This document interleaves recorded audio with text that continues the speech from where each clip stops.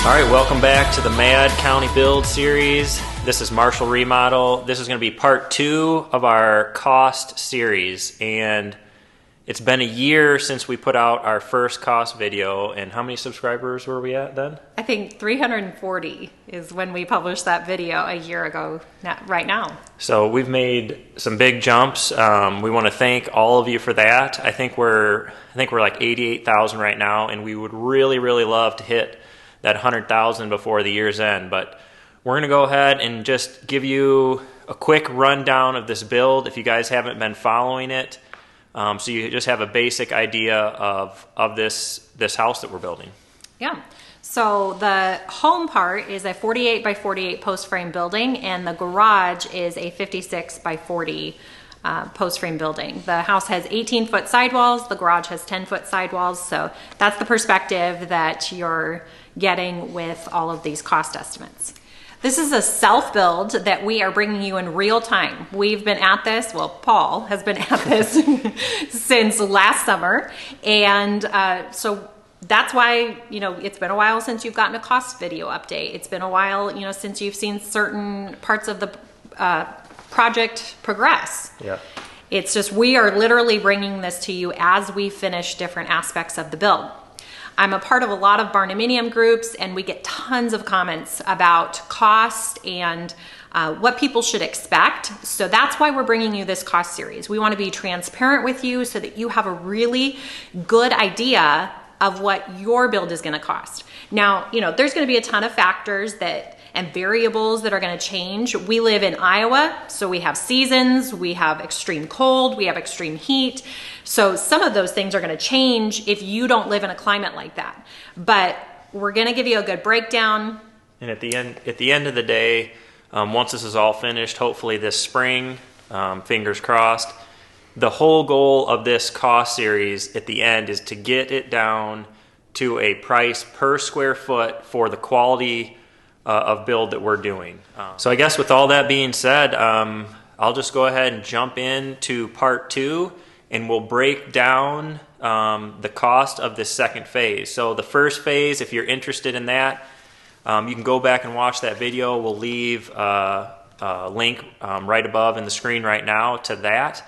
And that first part is basically a general synopsis of the build, what it is, and what it costs to get the structure done. And we'll go through that here in just a minute. Where we left off on part 1 of the cost series, we were at $143,034. So that covered structure, site prep, septic, doors and windows, concrete, all of the material for the radiant heat that goes below the floor, and to get all of your basic utilities to the house. So now that that is covered, you can go back, watch that if you'd like, but we're going to start off there at $143,000, and I will keep a running tab up in the corner as we go through this video. So the first thing we'll hit is the electrical, and there's a lot of variables in this. We have, in the second phase, we've spent $14,900 on electrical to get us to the point where we are now, and that includes about $3,000 in the labor that I paid a friend that is an electrician to get permits and to help me out when he can. So that's going to vary based on where you live and how much of that you're able to do on your own or you're not. Here in Iowa, you're not allowed to pull your own electrical permit even for your own home. So that's why we had to do that. Thankfully, we had somebody that was willing to help us out with that. So the wiring that this covers is for speakers, Cat 6, computer stuff. Yeah, so for our home office, we want to have things hardwired. We want to eventually have automatic blinds on these second-story windows. Just things like that to make this home as much of a smart home as we want to. So we had to add all the components in on this part of the build, and we don't necessarily have to buy everything in order to finish the house. We can get that as our budget allows down the road. But talk about our internet install. That this was kind of unseen. Yeah, this was this is one of those things that a lot of you are going to run into. We thankfully do have an internet provider that isn't satellite internet. In a lot of areas, that's probably your only option, but we did have a provider that would actually run a line to our house. However, the neighbors across the street, their box was full, the internet company told us, so it ended up costing us $2,200 to run it from the main box all the way to our house. So that cost would have gone up had we been further down the road. It would have gone down had we been closer, to the main box. So that's something that we weren't, I guess we hadn't really thought about that. But that is something that you want to keep in mind, is those little things that might significantly impact your budget. But we don't have a choice. We run all of our business requires decent internet. So it was kind of one of those things where it's just like we just have to kind of grin and bear it. Yeah. All right, so the next thing we'll talk about is the plumbing. And the plumbing in the second phase was $6,660, and that includes when I say plumbing, that includes all the drain, waste plumbing, the supply lines, the PEX manifolds, our gas installation, our gas hookup. And that's going to vary too, whether you have natural gas. We're on LP. The company that provides the LP out here, they require that they hook up the tank and run the line to the house. That's going to vary from place to place. However, I am allowed to hook all my own gas up inside the house. We have what we call a 2 PSI system, which I did do a video on that kind of system.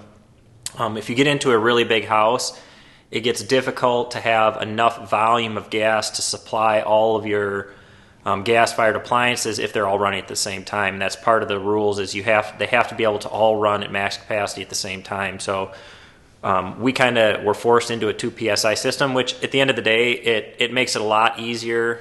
A lot less thought that goes into it, but keep that in mind. You can watch that video. I have it up on the site.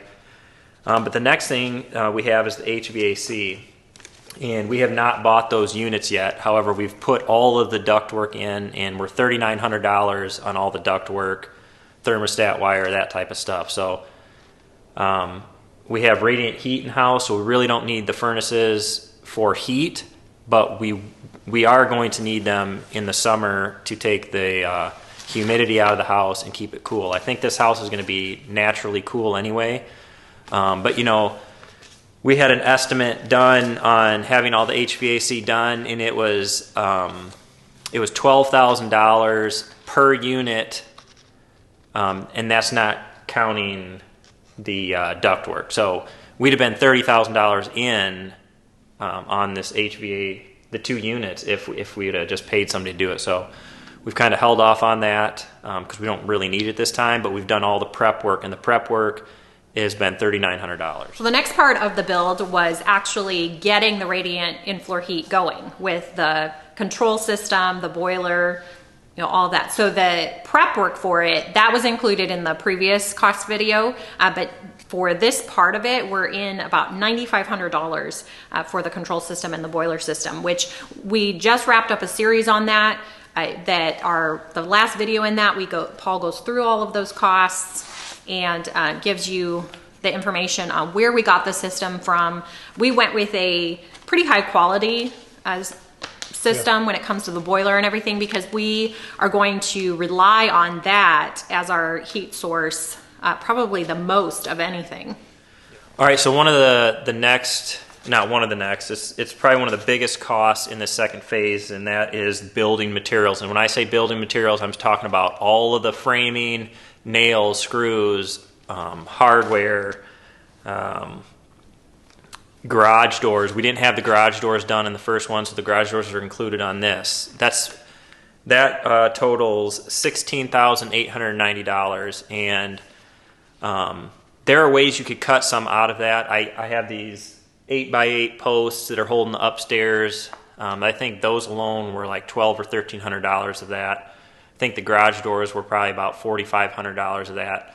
But all the internal framing, nails, screws, a lot of that, there's a lot of little things in there that add up. I can't even tell you, I've probably done 4 or 5 25-pound boxes of screws that I've used on this, and I don't even know how many nails. I mean, it's thousands and thousands of nails. So So part 2 is going to cover all the way up to the walls and ceilings being finished. So although you see behind us the drywall is not finished, that's one thing that we're not doing ourselves. Yeah. That there was 2 things when we started this that I knew I physically probably couldn't do. One was the concrete flat work on the inside of the house and garage, and 2 was the drywall, and primarily because I didn't want to do the drywall. So we kind of built that into our budget, and I'll let Emily talk about the drywall and what we're doing on our ceilings. Yeah, so we wanted to do some shiplap type ceilings for this big open area you see above us, which is the loft and the living room. And then we also wanted to incorporate it in the dining room and the kitchen area. We just wanted to add a little bit of character. And then over time, we think that it's going to wear better and look better because you won't have all of the drywall seams to look at. So we have spent about $1,700 on the raw materials to do the shiplap ceiling, and Paul will be sanding it, priming it, painting it, and putting it up. And then our estimate for the drywall is about $13,700. That's for a $1.12 a square foot estimate. So they think that we have about 12,000 square feet of drywall to hang, which is the main reason we aren't doing it ourselves. Right, and that includes, like, on the ceilings, we're going to do a knockdown, and then on the walls, just a light orange peel. If you have smooth walls, I know Emily loves smooth walls. They're easier to fix, but they're also more expensive to do because there's actually another coat that they have to apply. There's a lot more sanding. Yeah, and also we found out this drywall company, just you might want to check into this with your own, is that they charge 6 cents a square foot to prime the area, which that's going to save a ton of time. Yes. And and just make it a lot easier then to go forward with painting it. So that's something that you might want to inquire about. Now, another very big cost in this build is the insulation, which to Emily and I was very important. We hope to stay here for a long time. I'm not going to say I am going to stay here or I'm not, because God has proved that he has other plans sometimes. Yeah, all our friends are laughing right now at this part. So we have $10,000 in spray foam. So we put 3 inches of closed cell spray foam through the entire house and the garage. That was $10,000. The storm shelter, if you've been following our build, we did a 2-inch application of spray foam, closed cell spray foam down there, which was $650. So as far as the ceilings go, we're doing a R60 blow-in fiberglass insulation, which between the garage and the house, that's $4,000, which is a lot of money. But I wanted to go, that's part of the reason I got 2-foot heels on my trusses, is so I could get the max amount of insulation in there as possible. And I can tell you that in the garage, where we're living right now, it is very, very comfortable, and it stays very, very warm, and it's airtight.